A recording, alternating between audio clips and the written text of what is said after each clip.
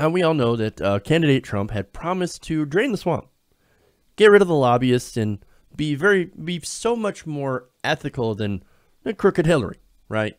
So now, what happened? Obviously, kind of the opposite. He's actually doing what people feared Hillary Clinton would do. Now, a good example of that is his rules on ethics. Now, the Daily Beast just reported that President Trump has now exempted his entire senior staff from his own ethics rules. So, look, you know, he got in office. He said, we're gonna drain the swamp. We're gonna put some rules down to make sure that we're not having any sort of conflicts of interest. Oops. I just exempted my entire staff from these rules. Now, why would you want to do that? Well, it turns out it's good for the money. Now, what this is going to do, rolling back these rules, is going to allow his certain staffers to work on with political and advocacy groups that support his administration. Now, support generally means money, and advocacy groups, of course, mean super PACs and big donors. Now, staffers, the Daily Beast explains, given a pass on those rules include White House Counselor Kellyanne Conway, who now has a green light to communicate and meet with political, advocacy, trade, and nonprofit organizations. Now, these organizations formerly employed her consulting firm. Now, of course, this ran afoul with ethics rules, but as I just explained, she just got waived from these ethics rules because it would have had she would have been barred under those rules from working with her former clients. Now she can work with her clients all day, and it's not going to be an issue. Now, another person who was exempted is Chief White House Strategist Steve Bannon, who now I'm beginning to see articles where he might have not actually stopped his role at Breitbart. Oops, but again, since he's now being waived by these ethics rules, now he can do whatever he wants. Now, that's, of course, part of a blanket exception for all White House appointees that allow them to communicate with the press. His reported discussions with former colleagues at the pro-Trump site Breitbart, which Bannon chaired until last year, had raised red flags among ethics watchdogs. So, you see, now they have the perfect solution with getting away with breaking these ethics rules. Just exempt you from the rules. They don't apply to you anymore. Wonderful. As a consequence, Bannon and Conway will now both be able to be free to work with a network of political groups backed by the Mercer family, which was integral to Trump's victory last year and continues to support his agenda as president. You really think that President Trump was going to honor his pledges? That he was going to drain the swamp? No, I keep pointing out over and over again, in different circumstances, that Trump is the swamp. Take lobbying, for example. Now, back during the campaign, I gave him some credit for banning lobbyists for 5 years. I was like, okay, hey, look, you're going to ban lobbyists from going back and lobbying and being part of your administration for 5 years. Great, okay. Now, it turns out he didn't actually ban lobbyists at all, after all. The Daily Beast explains, 3 former lobbyists in the White House and 1 in the vice president's staff have been exempted from the revolving door rules imposed by that executive order, allowing them to work on administration policies that might benefit their former clients.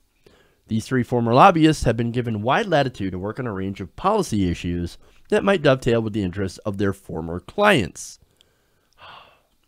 So who are they? I'm going to roll through some of these names. One of them is Energy Policy Advisor Michael Catanzaro, a former energy industry lobbyist with clients in the oil, gas, and coal sectors. They may now participate in broad policy matters and particular matters of the general applicability relating to the Clean Power Plan and other Obama administration environmental issues. Now, this was a former energy lobbyist who worked for the fossil fuel industry. Now, oh, look at that. Now he gets to work in these matters, in these policy matters regarding the Clean Power Plan, regarding what his industry has generally been against, regulating that industry. So now he gets to work. Now, again, the language here gets a little complicated, so let me break it down. Now, it said he gets to work on particular matters of general applicability, right? Now, that refers to laws or regulations that affect a narrow and identifiable group, say a single industry, say that same industry, which is the energy industry, the fossil fuel industry. So now he gets to lobby and work on policy that would benefit his former clients. In effect, Catanzaro will be free to promote policies that benefit his former clients as long as he doesn't go to bat for them directly. So he can't say, well, I'm representing ExxonMobil. I'm representing BP. I'm representing this company. No, he could just say, well, I'm just working on this policy. And if it just so happens to benefit people that I've worked for, well, that's a happy coincidence. Lovely. Now, so will too Shahira Knight. Now, Shahira Knight is a White House economist and former lobbyist for financial services giant Fidelity, who can now also participate in broad policy matters, in particular matters of general applicability relating to tax, retirement, and financial services issues.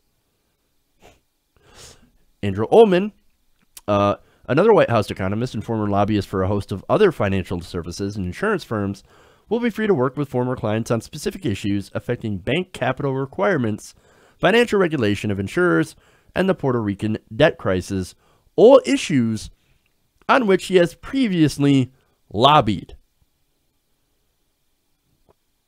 So, you understand? We now have people in the White House who were lobbyists for these firms now being able to work on policy that will benefit these firms. But as long as they don't say I'm working for Fidelity or I'm working for this specific insurance company, then they're free to do all that lobbying that benefits that insurance company. As long as it benefits an industry and not one specific company. Oh, wow. Those are some great rules. That's going to stop the corruption. Look, basically, exempting all these staff members from these rules is basically just putting up a neon sign saying, we are open for business. Now, they already had a billboard up, but apparently that wasn't enough. Now they said, we're definitely open for business.